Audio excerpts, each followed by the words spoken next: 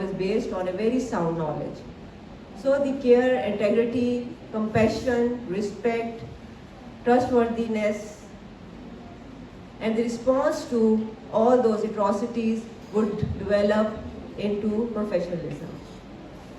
So whenever we talk about these qualities, let's have a look how the ethical manners they underpin professionalism. Professional competencies, they are required. However, without the good communication skills, it is very difficult to know what is happening in someone's heart or mind. So the trustworthiness is the next thing, where the truth of the things, no matter how sad the things are, but one day they are going to prove what is behind the curtains.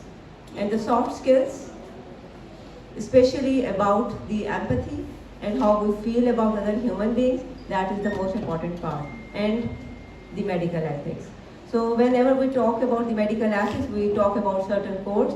We know that in Nuremberg Code, first code that was developed for medical ethics, that has given a lot of importance to the respect to the humans, to the beneficence, to the trustworthiness, to the truthfulness, and it was based on Nazi's experiments.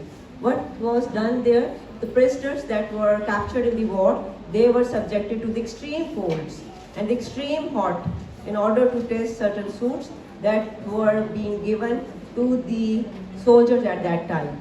Later on, it was found that the soldiers, they have narrated their own stories that when they were using those suits, they have this feeling in their hearts that these suits have been developed after killing many captured human beings.